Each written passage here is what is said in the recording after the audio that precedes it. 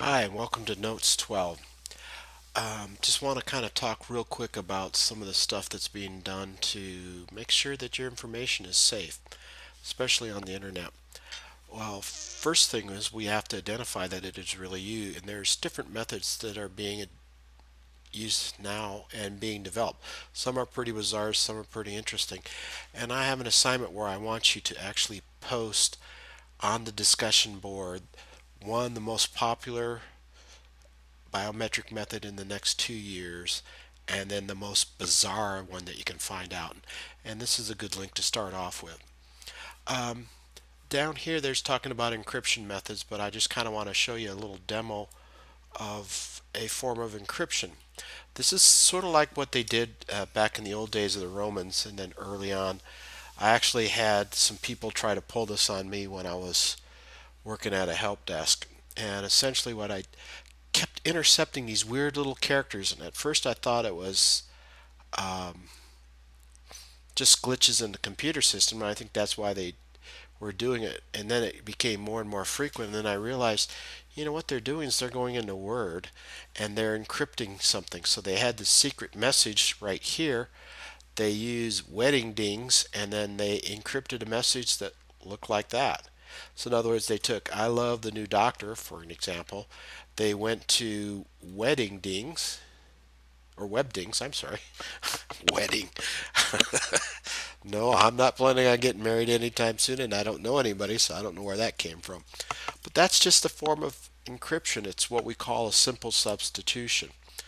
Now, I actually took a class that talked about this, and it was um, some pretty high level mathematics, and I was kind of shocked that there's a thing called nonlinear transformation, which means you can take two algorithms and use it to encrypt a message, and then once it's encrypted, you can't use those two to decrypt it. They have to use two totally different ones.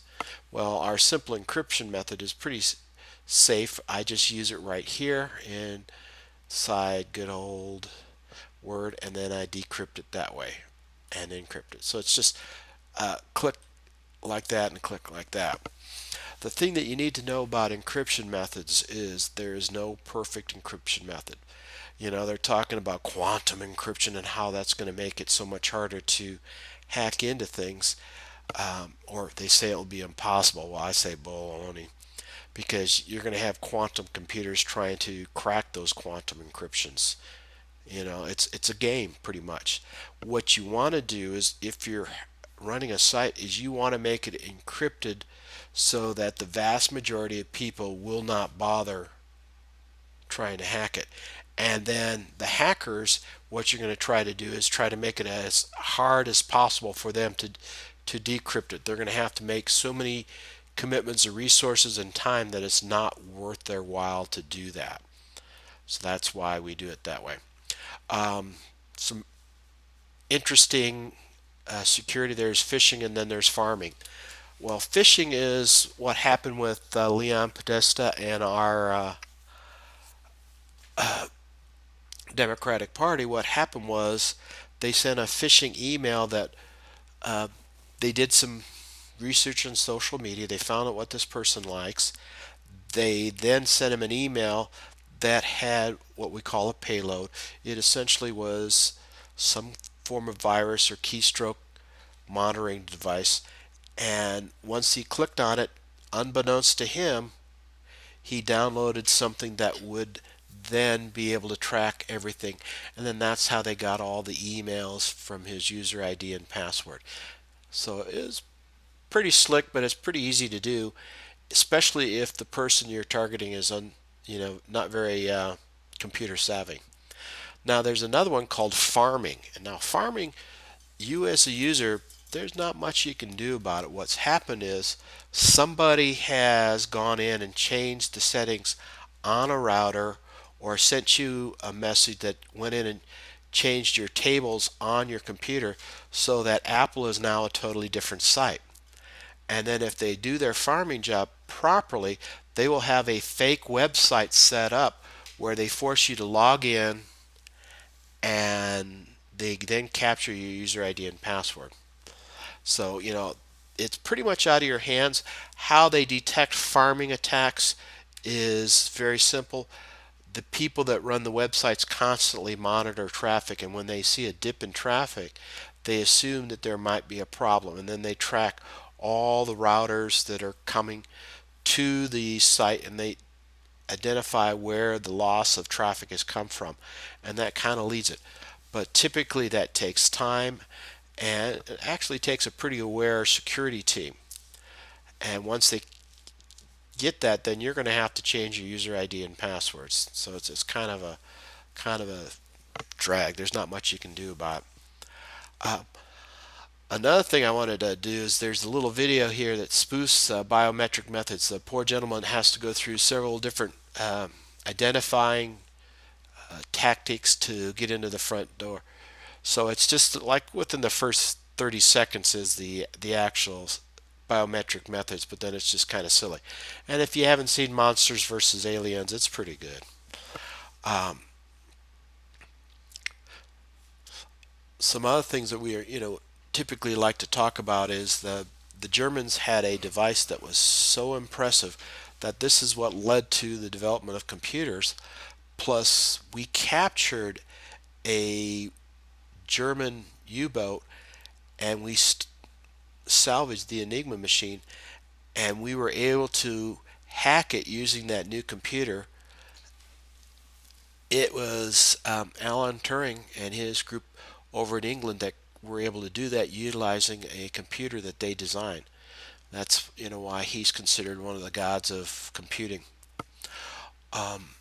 Also, there's another thing that's on Code Talkers, which I think the last of the Navajo Code Talkers has recently passed. But there's a very good movie that talked about Code Talkers, and it was amazing.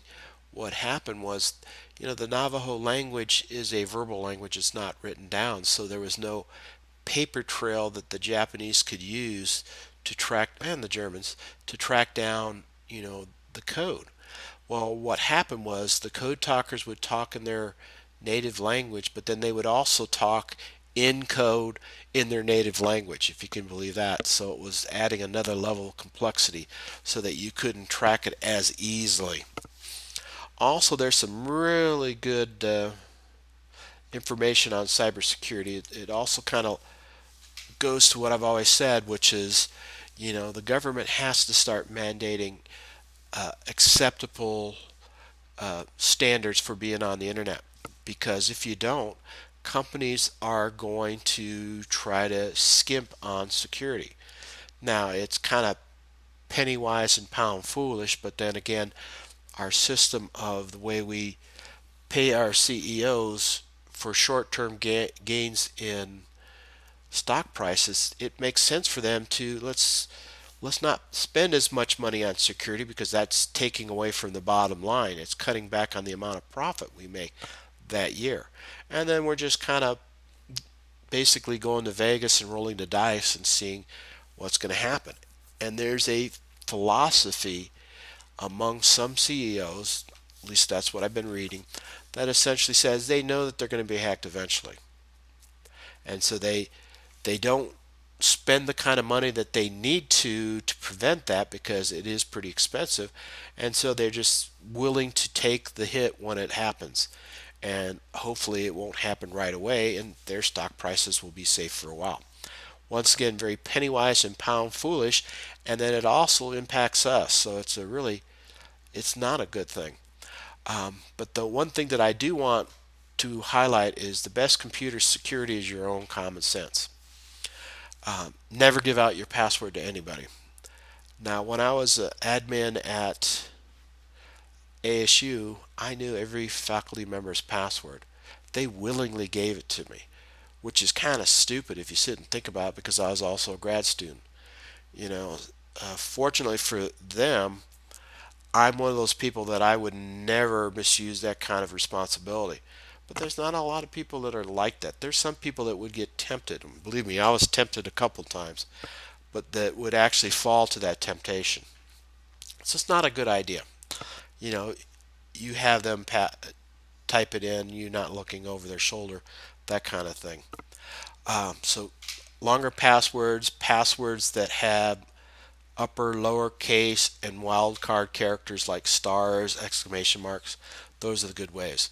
Making sure that your network's up to date, your firewall's in place, making sure your operating system has the latest patches, and make sure that you have a virus protection that updates on a regular basis.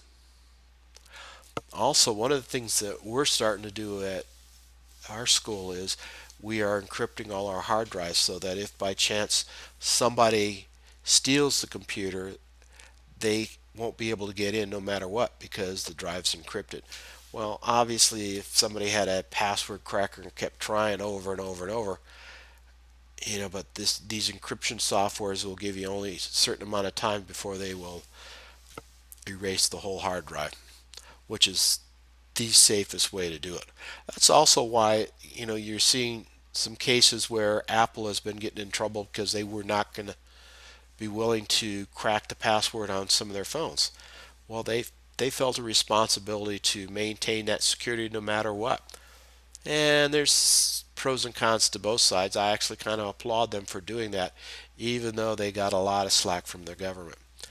But the best I can tell you is be smart, use good passwords, know that any encryption method, there's always a possibility of it getting cracked no matter what. And then making sure that the companies that you're working for follow good security practices. And by the way, if you want a field that's got a lot of job security in terms of job opportunities, network security, or any kind of internet security related field is just dying for people. As of this year, I read an article that said the FBI needs at least 10,000 security people. And there's no way that there's a pipeline big enough to fill all those needs. So they're also going to spend a lot of time developing that skill set too, because it takes a couple years, for to get a really good background, two to at least get a feel for what you need to do. So definitely, network security is a lot of it's just good common sense and being vigilant. So that's lecture for Note 12.